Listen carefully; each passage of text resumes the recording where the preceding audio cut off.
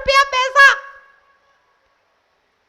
बटुक ब्राह्मण ने कहा, बलि मैं शास्त्रार्थ नहीं करना चाहता हूं, ना आपके प्रवचन सुनना चाहता हूं। मैं जो मांग रहा हूं दे सकते हो तो हाँ कहो, नहीं तो मैं किसी दूसरे दातार के पास जाता हूं।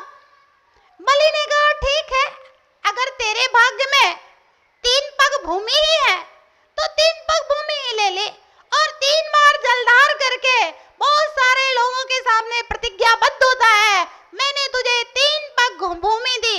बटुक ने कहा, मैं अपने पैर से नापूंगा। बोला, हाँ अपने कदम से नाप ले।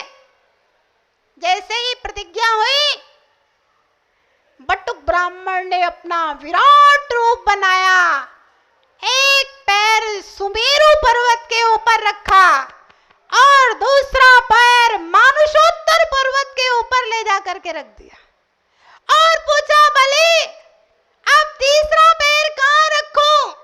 पूरा मनुष्य लोक नाप दिया। बलि देखता है, ये क्या हुआ है?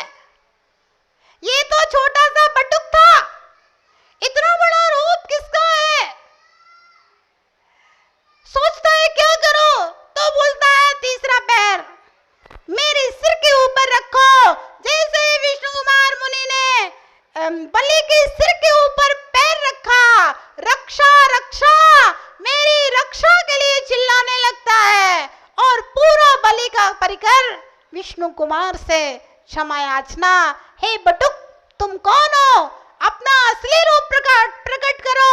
लगता है असली विष्णु आप हैं, सर्वशक्तिमान ईश्वर बटुक के रूप में आए हैं। आप अपनी माया को समेटो, अपना असली रूप प्रकट करो, बलि को क्षमा करो, क्षमा करो, क्षमा करो। चारों ओर से क्षमा याचना के स्वर गूंजने लगते हैं।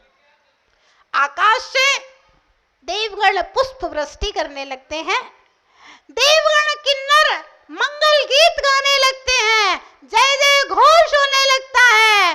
फिर विष्णु कुमार मुनि जैसे ही अपनी विक्रिया को समेटते हैं तो देखते हैं एक दिगंबर महामुनिराज का रूप धारण किए हुए एक व्यक्ति है।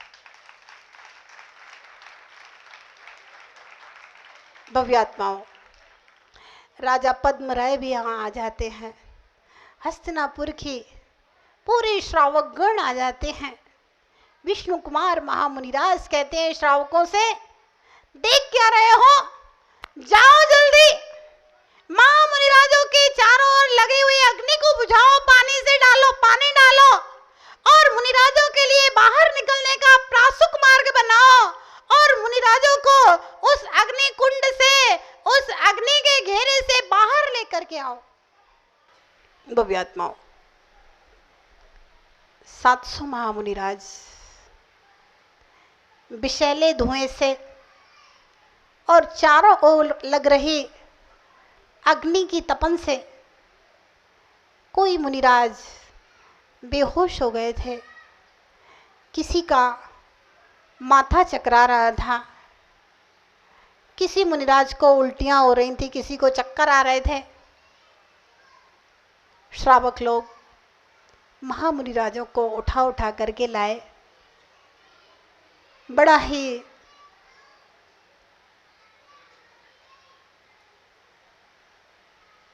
आश्चर्यकारी दृश्य था, दुखद दृश्य था वह। आज का दिन सुखद भी है और दुखद भी है। मुनिराजों का उपसर्ग दूर हुआ, जैन धर्म की महिमा प्रकट हुई, इसलिए खुशी का दिन है। और उन मुनिराजों की ऐसी दशा को देख करके, स्थिति को देख करके दुख का दिन भी है। मुनिराजों को सब श्रावक उठा उठा करके बाहर लेकर के आए, दूसरे उद्यान में ले गए। वहाँ पर किसी ने पानी छिड़का, किसी को कपूर सुंघाया, किसी को औषधियाँ सुंघाए। धीरे धीरे सब मुनिराज होश में आए। आचार्य अकम्बन स्वामी ने विष्णु कुमार महामुनिराज के वात्सल्य की भूरी भूरी प्रशंसा की, और राजा पद्मराय संपूर्ण श्रावकों ने आकर के 700 मुनियों की, आज हम लोग ने 700 मुनियों और विष्णु कुमार की पूजा विधान किया है, उन 700 मुनिराजों की महापूजा संपन्न की। उसके बाद विष्णु कुमार मुनि ने कहा, आप देखते क्या हो, जाओ सब मुनियों के आहार का इंतजाम करो।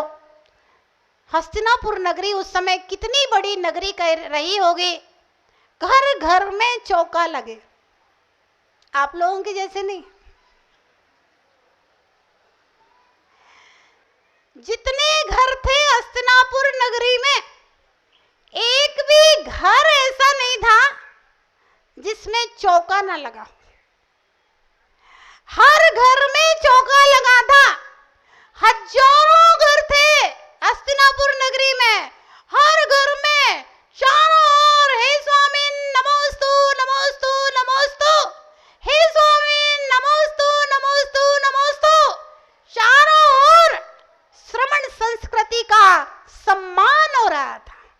ध्यान रखना, जब आप उच्च स्वर में चिल्लाते हैं हे स्वामी नमोस्तु नमोस्तु वंदामि वंदामि, क्या हो रहा है? श्रमण संस्कृति का सम्मान हो रहा है। खाली अष्टद्रव्य से पूजा पूजा नहीं होती है। जब आप जोर से चिल्लाते हैं वंदामि वंदामि, वह भी अपने आप में एक पूजा हुआ करती है। पूरे हस्तिनापुर नगरी में हे स्वामी नमोस्तु नमोस्तु का स्वर गूंज रहा था। पूरे हस्तिनापुर में श्रमण संस्कृति की पूजा और सम्मान हो रहा था। पूरे हस्तिनापुर में जिन शासन का जय घोष हो रहा था। 700 घरों में 700 मुनियों के आहार हो गए। अब बाकी के लोग बेचारे आए विष्णु कुमार मुनि के पास कि भगवान हमारे घर मुनि महाराज नहीं आए, अब हम क्या करें? बड़े दुखी थे। विष्णु कुमार मुनि ने कहा, एक काम करो, जिन लोगों के घर में मुनियों के आहार हुए हैं वे बहुत पुण्यात्मा और धर्मात्मा हैं। तुम उन लोगों को वात्सल्य के साथ, प्रेम के साथ अपने घर में ले जा करके उनको भोजन करा दो, वही तुम्हारा आहार है। उनको भोजन करा दिया, फिर भी बहुत सारे चौके बचे। बोले महाराज हम क्या करें? तो बोले जिन लोगों ने उन श्रावकों को आहार कराया है, तुम उन लोगों को अपने घर ले जा करके आहार कराओ। तो ऐसे पूरे हस्तिनापुर नगरी में दिवाली का जैसे कोई मेला लगा हो, सब एक दूसरे के घरों में जा करके वात्सल्य से भोजन कर रहे थे। और सब श्रावकों ने उस समय विष्णु कुमार मुनि ने आह्वान किया कि भैया राजा वचनबद्ध था, प्रजा तो वचनबद्ध नहीं थी, तुम इतने सब धर्मात्मा क्या कर रहे थे? सब मिलकर के अगर बलि के ऊपर आक्रमण करते तब भी उपसर्ग दूर किया जा सकता था। उन श्रावकों ने अपनी गलती को स्वीकार किया कि भगवान आप मुझे क्षमा कर दें, आगे से हम प्रतिज्ञा लेते हैं भविष्य में अगर कभी भी हमारे नगर में किसी मुनि के ऊपर उपसर्ग होगा तो हम चुप नहीं रहेंगे, हम सब मिलकर के उस संघर्ष करेंगे और उसका विरोध करेंगे। हमारी गलती है, अपराध क्षमा करें। दिव्यात्माओं, इस प्रकार से आज का यह पवित्र दिन श्रमण संस्कृति की रक्षा का दिन है। जिन सम्राटों ने महा उपसर्गों को सहन किया था उनकी पूजा का दिन है। विष्णु कुमार मुनि जिन्होंने वात्सल्य के कारण से, ध्यान रखना, विष्णु कुमार मुनि ने ये नहीं सोचा था कंपनाचार हमारे संघ के हैं कि दूसरे संघ के हैं, ध्यान रखना। दिगंबर संत यानी कि दिगंबर संत संघवाद नहीं, यहाँ अरहंतवाद की पूजा है। वात्सल्य सिर्फ अपनों के लिए नहीं होता है, वात्सल्य तो हर धर्मात्मा के लिए होता है। विष्णु कुमार जैसे मुनि आज अपना पद छोड़कर, मुनि पद छोड़ करके 700 मुनियों की रक्षा के लिए आए। ऐसे उन महामुनिराज के वात्सल्य हमारे हृदय में भी धर्म प्रेम जागृत करें, मुनि रक्षा का भाव पैदा करे, धर्म रक्षा का भाव पैदा करे। ऐसा है वात्सल्य पर्व।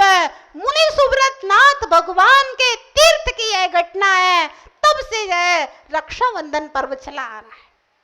और पहले तो यह कि सिर्फ धर्म का पर्व था, लेकिन समय का परिवर्तन होना है तो समय के परिवर्तन के साथ साथ जहाँ पर स्त्रियों को अबला कहा जाता है और पुरुष को सशक्त और सबल कहा जाता है, वहाँ पर बहनों के जहाँ पर शील की रक्षा का सवाल होता है तो वहाँ पर बहनें अपने भाइयों को राखी बांध करके, है ना, अपने शील की संकल्प के लिए भाइयों को प्रतिबद्ध करके यह श्रवण रक्षा के साथ साथ में बहनों के शील रक्षा का पर्व भी बन गया।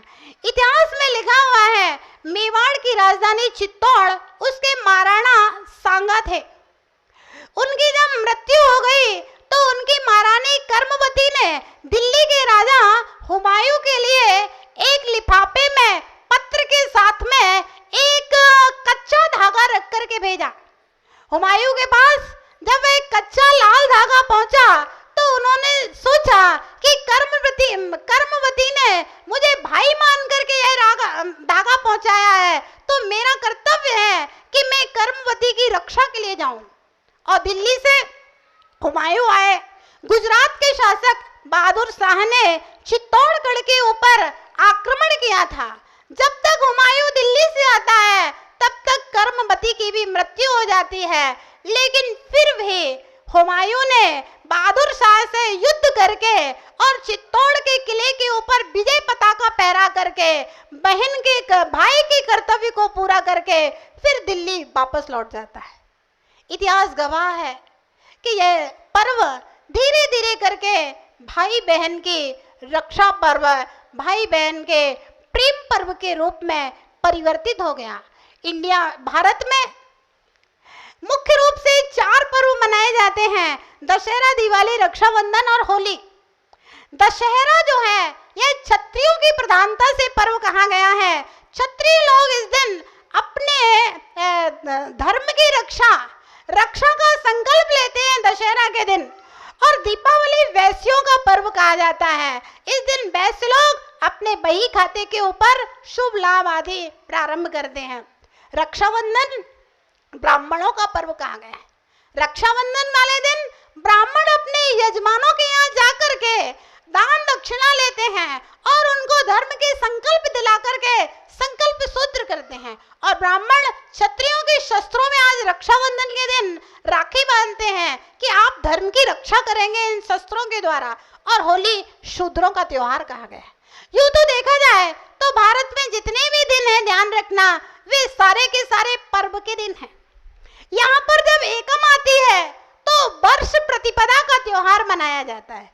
दूज आती है तो भाई दूज मनाई जाती है। तीज आती है तो अक्षय तृतीया आदिनाथ भगवान का प्रथम आहार का त्योहार मनाया जाता है। चौथ आती है तो गणेश चतुर्थी आ जाती है। पंचमी आती है तो ऋषि पंचमी नाम का महोत्सव किया जाता है। षष्ठी आती है तो चंदन छठ हो जाती है। सप्तमी आई तो मोक्ष सप्तमी हो गई। अष्टमी आई तो जन्माष्टमी, श्री कृष्ण का जन्म दिवस हो गया।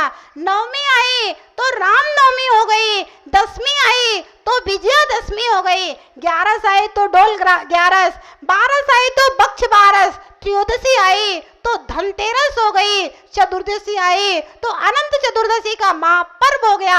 अमावस्या आई तो दीपावली, भगवान महावीर का निर्वाण महामहोत्सव हो गया। पूर्णिमा आई तो गुरु पूर्णिमा, श्रावण सुदी पूर्णिमा, रक्षाबंधन महापर्व हो जाया करता है। तो ध्यान रहे, भारत पर्वों का देश है। यहाँ तो हर दिन पर्व होते हैं और कभी कभी तो एक दिन 2-2, 3-3 पर्व भी हो जाते हैं। अभी जब भादो आएगा ना, तभी 16 कारण, तभी 10 लक्षण, तभी पुष्पांजलि, और फिर उसी में रत्नोत्तर, उसी में अनंत चतुर्दशी, उसी में सुहाग दशमी, उसी में सुगंध दशमी। एक दिन में 4-4, 6-6 पर्व हो जाया करते हैं। भव्यात्माओं, ध्यान रहे, ये पर्व रक्षाबंधन महापर्व वास्तव में श्रमण संस्कृति की रक्षा का पर्व है। सामाजिक और पारिवारिक कौटुंबिक दृष्टि से देखें तो ठीक है, भाई बहन की रक्षा का पर्व भी मान लीजिए, लेकिन रक्षाबंधन पर्व में जो विकृतियां आ गई हैं, बहना पूछेगी भैया कितना पैसे देगा, भैया देखेगा कि सोने की राखी बांधी है कि चांदी की बांधी है कि डायमंड की बांधी है। रिटर्न गिफ्ट लेकर के क्या आई है, कितने हजार के कपड़े लेकर के आई है, कितने हजार की साड़ी लेकर के आई है। ध्यान रखना, ये लेन देन की जो चीजें हैं, ये भाई बहन के प्रेम में, भाई बहन के वात्सल्य में बाधक बन जाती है। प्रेम हो, निश्चल प्रेम हो एक दूसरे के प्रति। अरे भैया के पास पैसे देने को ना हो तो कह दे बहना इस बार नहीं अगली बार दे दूंगा। बहन के पास अगर कोई वस्तु नहीं है तो कोई दिक्कत नहीं है। ये सोने चांदी और डायमंड की राखियों का त्योहार नहीं है, ये तो प्रेम और वात्सल्य के कच्चा धागा, रेशम का धागा, कच्चे धागा, उस कच्चे धागे का संबंध है। ध्यान रखना, ये प्रेम का त्योहार है, वात्सल्य का त्योहार है, रुपयों के लेने देने का, मिठाइयों के लेने देने का त्योहार नहीं है। ये विकृतियां जो हमारे मन में समय रहते हुए जो परिवर्तन आता है, आदमी पहले हर चीज में स्टैंडर्ड बढ़ाता है, उसके बाद में जब खर्चे ज्यादा होने लगते हैं तो उसको लगता है भैया खर्चा बहुत ज्यादा है। तो ध्यान रखना, मन साफ हो, मन में प्रेम हो, है ना, तभी भाई बहन का प्रेम, रक्षाबंधन का यह पवित्र धागा बांधना और बंधवाना सार्थक और सफल है। इस पंचम काल में तो संबंधों के विषय में कुछ कहा ही नहीं जा सकता है। कौन की दृष्टि कहाँ कब कैसी किसके ऊपर पड़ती है। तो भाई की दृष्टि बहन के प्रति बहन रूप हो, रक्षा के प्रति हो, और बहन पूरे प्रेम के साथ, वात्सल्य के साथ अपने भाई के प्रति, रक्षा के प्रति कटिबद्ध हो, तभी वह रक्षाबंधन सार्थक और सफल है। और इस दिन श्रावक गण भी संत महात्माओं के पास आकर के कोई ना कोई एक धर्म रक्षा का प्रतिज्ञा जरूर लेते हैं, आशीर्वाद लेते हैं आकर के अपने गुरुओं के पास आकर के। और मंदिर जी में जो भगवान के अभिषेकों से और शांति धारा से और हजारों मंत्रों से मंत्रित जो रक्षा सूत्र होते हैं, उन रक्षा सूत्रों को अपने गुरु के हस्तकमल से लेकर के अपने हाथ में बांध करके अपने धर्म का संकल्प ग्रहण करने का यह पर्व, यह त्योहार है। तो ध्यान रखें, ये मुनियों की पूजा का त्योहार है। इस बार आज की पूजा में बहुत कम लोग थे, इतनी कम उपस्थिति नहीं होना चाहिए थी। जैसे मोक्ष सप्तमी के दिन पूरा पंडाल भरा था, ऐसे ही पंडाल भरा होना चाहिए था। लेकिन लगता है कि लोग अभी रक्षाबंधन को सिर्फ मिठाइयाँ खाने पीने का और लेन देन का, राखी बांधने का त्योहार मान रहे थे। देखिए, प्रातःकाल की बेला में 10 से 11, 11:30 तक मुनियों की पूजा का त्योहार है। उसके बाद आप जाइए, अपनी अपनी बहनों को, भाइयों को, एक दूसरे को राखी बनाइए, निमंत्रण कीजिए, मिठाइयाँ खाइए, खिलाइए, कोई दिक्कत नहीं है। लेकिन आगे से हमेशा ध्यान रखें, प्रातःकाल उठ करके सबसे पहले महामुनि राजों की पूजा, अभिषेक जिनेंद्र भगवान का, श्यासनाथ भगवान का निर्वाण लाडू है, वह सब चला करके सार्थक, सफल और सातिशय पुण्यार्जन करने वाला रक्षाबंधन महापर्व मनाएं। जय बोलिए महावीर भगवान की।